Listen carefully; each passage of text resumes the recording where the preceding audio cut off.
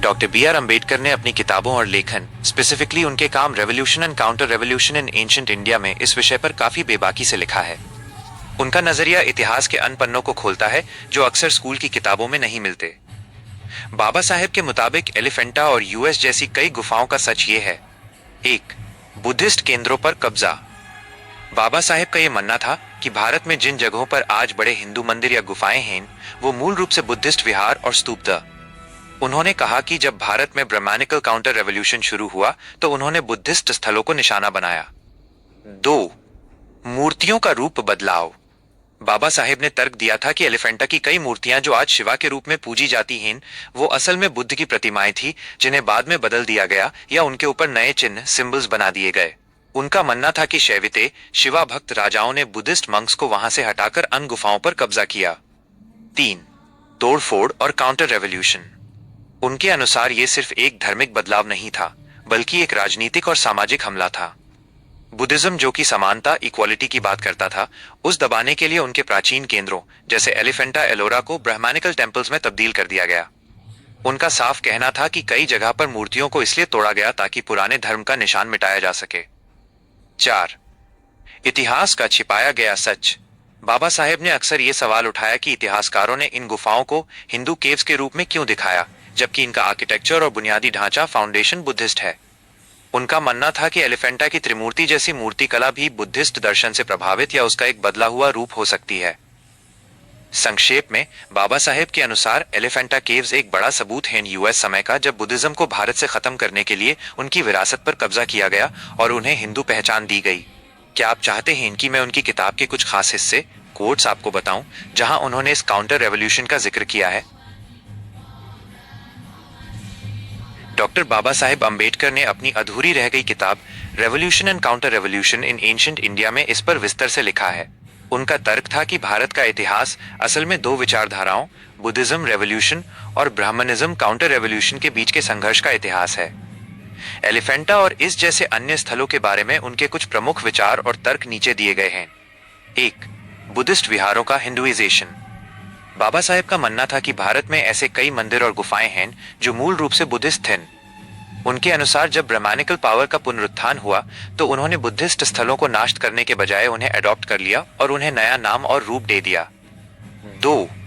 मूर्तियों की तोड़फोड़ पर तर्क। उन्होंने लिखा है कि मूर्तियों का तोड़ा जाना सिर्फ विदेशी आक्रमणकारियों तक सीमित नहीं था। उनका मानना था कि जब पुराने बुद्धिस्ट केंद्रों पर कब्जा किया गया तो बुद्ध की प्रतिमाओं को या तो खंडित कर दिया गया या उनमें बदलाव करके उन्हें हिंदू देवताओं जैसे शिवा या विष्णु का रूप दे दिया गया। 3. त्रिमूर्ति पर विचार। एलिफेंटा की मशहूर त्रिमूर्ति को लेकर भी कई ऐसे तर्क दिए जाते हैं जो बाबा साहेब की आइडियोलॉजी से मेल खाते हैं कि ये असल में बुद्ध के 3 रूपों, धर्मकाया, संभोगकाया और निर्माणकाया या त्रिरत्न, बुद्धा धम्मा संघा का एक कलात्मक रूपांतरण हो सकता है, जिसे बाद में शिवा के 3 चेहरों में बदल दिया गया। 4. एक ऐतिहासिक सच, the great conversion. Baba Saheb ने कहा था कि भारत का इतिहास अन लोगों द्वारा लिखा गया है जो बुद्धिज्म के प्रति पक्षपाती बायस दी, इसलिए उन्होंने बुद्धिस्ट कल की उपलब्धियों को ब्राह्मणिकल कल्चर के नाम कर दिया। उनका साफ मानना था कि एलिफेंटा जैसी भव्य जगह का निर्माण यूएस बुद्धिस्ट आर्ट की देन है जो सम्राट अशोक के काल में अपने शिखर पर थी और बाद में इसे शैविते राजाओं ने अपने कब्जे में ले लिया। संक्षेप में, बाबा साहेब अम्बेडकर के अनुसार एलिफेंटा के खंडित अवशेष इस बात के गवाह हैं कि कैसे एक शांति और ज्ञान का केंद्र बुद्धिज्म एक संघर्ष का मैदान बन गया और कैसे उसकी पहचान बदल दी गई। क्या आप इसके किसी और पहलू, जैसे कि किसी खास केव या मूर्तिकला के बदलाव के बारे में जानना चाहेंगे? एलिफेंटा केव्स में मूर्तिकला और आर्किटेक्चर के बदलाव को समझने के लिए हमें अन बारीकियों पर ध्यान देना होगा जिन पर बाबा साहेब और कई इतिहासकार बात करते हैं। 1. त्रिमूर्ति का रहस्य। एलिफेंटा की सबसे मुख्य मूर्ति त्रिमूर्ति है। डॉक्टर अंबेडकर के नजरिए से देखा जाए तो बुद्धिज्म में त्रिरत्न बुद्धा धम्मा संघा की बहुत अहमियत है। कुछ तर्कों के मुताबिक इस 20 फुट की मूर्ति का ढांचा और उसकी शांति सेरेनिटी बुद्ध की मूर्तियों से मिलती जुलती है। बाद में इसमें जाता, तीसरी आंख और अन्य शैविते चिन्ह सिंबल्स जोड़कर इसे महस मूर्ति या शिवा का रूप दिया गया हो सकता है। 2. पिलर्स और आर्किटेक्चर।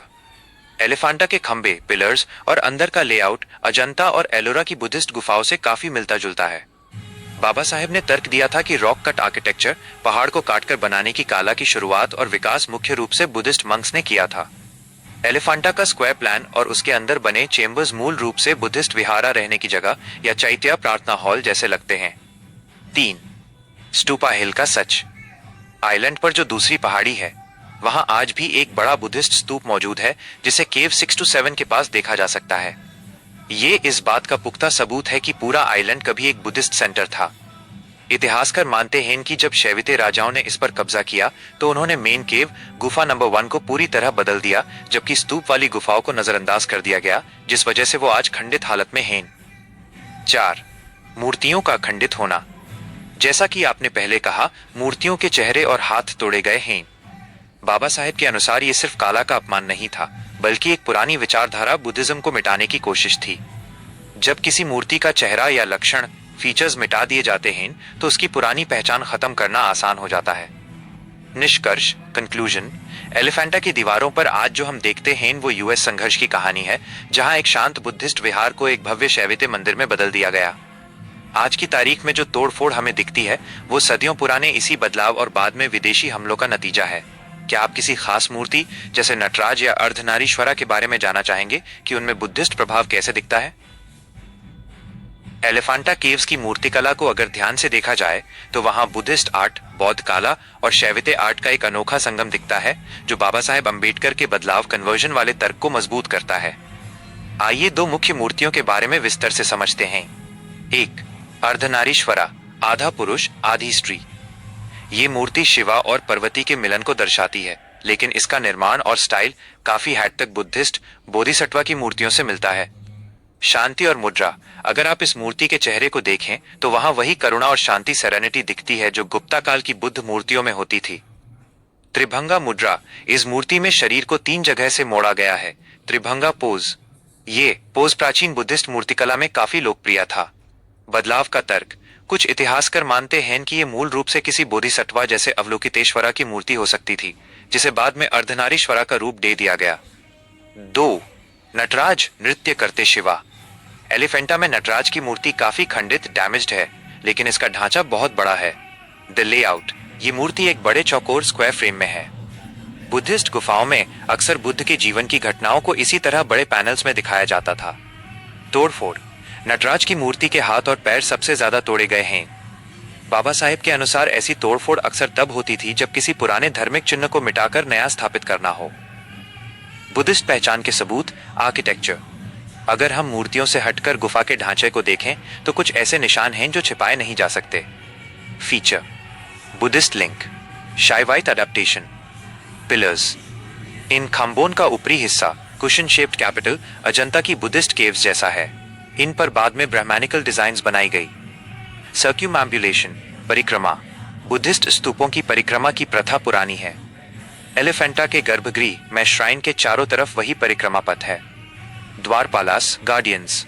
गुफा के बाहर खड़े द्वारपालास का कद और उनकी वेशभूषा बुद्धिस्ट याक्षा मूर्तियों से प्रभावित है। उन्हें बाद में शिवा के गाना या गार्ड घोषित किया गया। बाबा साहेब का निष्कर्ष। बाबा साहेब अंबेडकर ने बताया था कि भारत में काला आर्ट का असली विकास बुद्धिज्म के दौरान हुआ। उनका मानना था कि जब ब्राह्मणिज्म ने वापसी की तो उन्होंने इस बनी बनाई काला और मेहनत इंफ्रास्ट्रक्चर का इस्तेमाल किया। एलिफेंटा उनके लिए एक जीता जगता मिसाल थी कि कैसे इतिहास को रीराइट किया गया और एक शांतिप्रिय बुद्धिस्ट स्थल को एक शक्तिशाली शाइवाइट केंद्र में बदल दिया गया। क्या आप चाहेंगे कि मैं आपको त्रिमूर्ति और बुद्ध के चेहरे की समानताओं, सिमिलैरिटीज के बारे में और बारीकी से बताऊं? एलिफेंटा की त्रिमूर्ति और बुद्ध के चेहरे की समानताओं को समझना ही वो असली चाबी है जिसे बाबा साहेब अंबेडकर ने पकड़ा था। उनका मानना था कि मूर्तिकला की ये शैली स्टाइल मूल रूप से बुद्धिस्ट है। आइए इन बारीकियों पर नजर डालते हैं। 1. चेहरे की शांति, मेडिटेटिव एक्सप्रेशन। अगर आप त्रिमूर्ति के बीच वाले चेहरे तत्पुरुषा को देखें तो उसमें वही ध्यान मुद्रा और शांति दिखती है जो सरनाथ या अजंता की बुद्ध मूर्तियों में होती है। बैंड आंखें।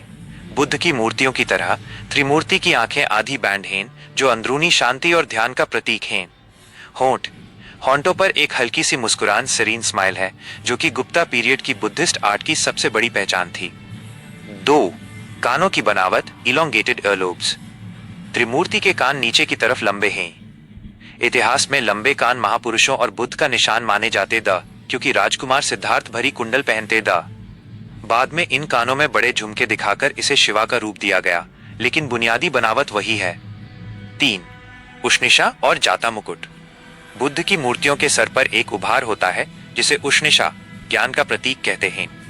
बाबा साहेब का तर्क था कि कई जगह पर इसी उष्णिशा को जाता मुकुट, शिवा के बाल या नए गहनों से ढक दिया गया ताकि वो बुद्धिस्ट न लगे। एलिफेंटा की मूर्तियों में सिर पर जो भव्य सजावट है वो असल में पुरानी बुद्धिस्ट डिजाइन को छुपाने के लिए हो सकती है। एक महत्वपूर्ण तुलना, comparison. Feature: Buddhist art, Buddha Bodhisattva. Elephanta Trimurti. Aura, तेज, चेहरे के पीछे शांति और ज्ञान का तेज दिखता है। वही शांति बीच वाले चेहरे पर मौजूद है। बॉडी प्रोपोर्शन, कंधे चौड़े और शरीर भव्य, हीरोइक स्केल। त्रिमूर्ति के कंधे और सीना वैसा ही भव्य है। गहने, ज्वेलरी। शुरुआती बुद्ध मूर्तियां सादी थिन, बाद में महायाना में गहने आए। एलिफेंटा में गहने बहुत बारीकी से बनाए गए हैं, कन्वर्जन का सबूत। बाबा साहेब अंबेडकर का धम्मा नजरिया।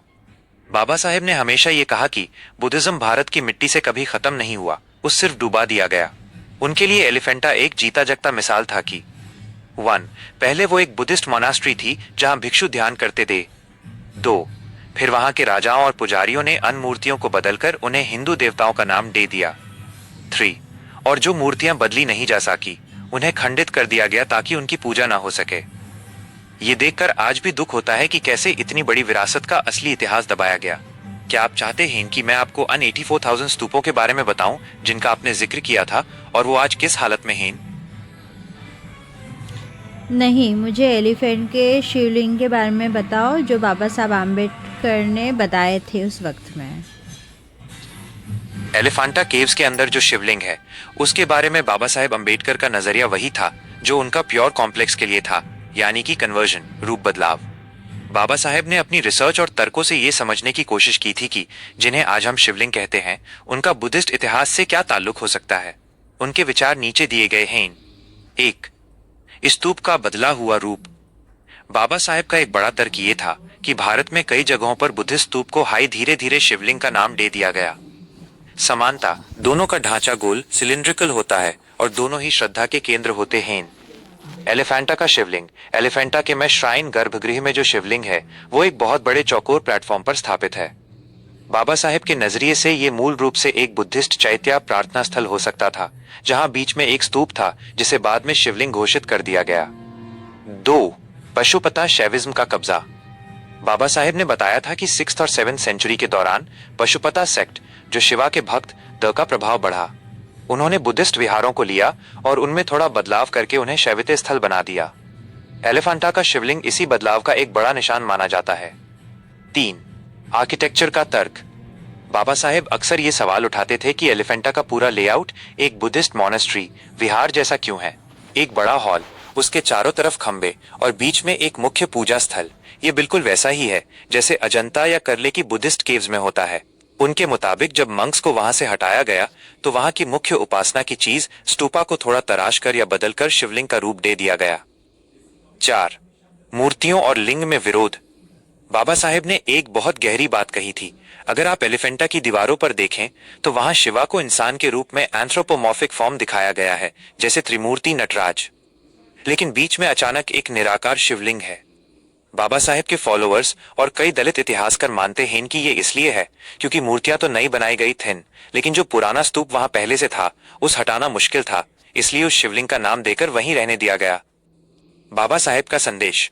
बाबा साहेब के लिए एलिफेंटा का शिवलिंग इस बात का सबूत था कि कैसे बुद्धिस्ट संस्कृति की नींव पर एक नया ढांचा खड़ा किया गया। उनका मकसद ये दिखाना था कि हमारी असली विरासत बुद्धिज्म को मिटाया नहीं गया, बल्कि उस एब्जॉर्ब कर लिया गया ताकि लोग असलियत भूल जाएं।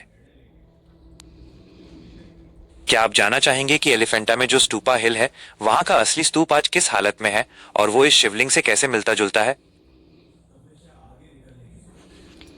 क्या बाबा साहब आम्बेडकर को ये झूठ और फरेब देखकर गुस्सा नहीं आया? बाबा साहेब अंबेडकर के मन में इस झूठ और फरेब को लेकर गुस्सा जरूर था, लेकिन उनका गुस्सा एक विद्वान स्कॉलर का गुस्सा था। उन्होंने इसे सिर्फ जज्बात से नहीं बल्कि तर्क, लॉजिक और इतिहास से लड़ने का जरिया बनाया। बाबा साहेब जब एलिफेंटा जैसी जगहों के इतिहास को देखते तो उन्हें जो दर्द होता था उस उन्होंने अपने लेखन में दर्शाया है। उनका मत कुछ इस तरह था। 1. इतिहास की चोरी, theft of history. Baba Saheb ने साफ कहा था कि भारत का इतिहास ब्राह्मणिकल लेंस से लिखा गया है। उन्हें इस बात पर गहरा क्षोभ, गुस्सा था कि जिन बुद्धिस्ट भिक्षुओं ने पहाड़ों को काटकर ये अद्भुत काला बनाई, उनका नाम तक मिटा दिया गया। उनके लिए ये एक इंटेलेक्चुअल फ्रॉड था कि बुद्धिस्ट मेहनत को पुरानिक मिरेकल्स का नाम दे दिया गया। 2. बुद्धिस्ट विरासत का विनाश। उन्होंने अपनी किताब the decline and fall of Buddhism in India में जिक्र किया है कि कैसे बुद्धिस्ट स्थलों को नष्ट किया गया। एलिफेंटा के बारे में उनका मानना था। गुस्सा और दुख। उन्हें दुख था कि इतनी सुंदर मूर्तियां खंडित की गई। फरेब का पर्दाफाश। उन्होंने बताया कि कैसे बुद्धिस्ट सिंबल्स जैसे धर्मा चक्र को बदलकर उन्हें अन्य धर्मों से जोड़ दिया गया। उनका गुस्सा इस बात पर था कि आने वाली पीढ़ियों से उनका असली इतिहास छिपाया जा रहा है। 3. एलिफेंटा का स्टूपा हिल का सच। बाबा साहेब ने अक्सर ये इशारा किया कि एलिफेंटा में जो बुद्धिस्ट स्तूप है, यूज जानबूझकर भुला दिया गया है। वो आइलैंड के एक कोने में टूटा फूटा पड़ा है, जबकि मेन केव को चमकाया जाता है। उनका मत था कि यह दिखाता है कि कैसे शासक वर्ग, रूलिंग क्लास ने सिर्फ उसी इतिहास को बचाया जो उनके फायदे का था। 4. उनका जवाब, धम्मा चक्र प्रवर्तन। बाबा साहेब ने इस फरेब का जवाब गुस्से में तोड़फोड़ करके नहीं, बल्कि 1956 में नागपुर में दिया। उन्होंने लाखों लोगों के साथ बुद्धिज्म वापस अपनाकर यह साबित किया कि तुमने हमारी गुफाएं छीन ली, हमारे स्तूपों पर कब्जा कर लिया, लेकिन हमारे अंदर के बुद्ध को नहीं मार सके। बाबा साहेब का एक मशहूर विचार, वो कौम कम्युनिटी अपना भविष्य नहीं बना सकती जो अपना इतिहास भूल जाती है। सो फ्रेंड्स, ये सही जानकारी प्राप्त करके आपको काफ़ी अच्छा लगा होगा और बहुत कुछ सीखने को मिला होगा आज के वीडियो में। सो ये जो हमारा इतिहास है उसे अपने बच्चों को बताइए और हमेशा ज़िंदा रखिए अपने इतिहास को, भूलिए मत। मिलते हैं हम नेक्स्ट वीडियो में। Bye bye, take care. और मेरा वीडियो अच्छा लगा होगा या मेरे वीडियोस अच्छे लगते होंगे तो प्लीज़ लाइक और सब्सक्राइब करना मत भूलिएगा। Bye bye, take care.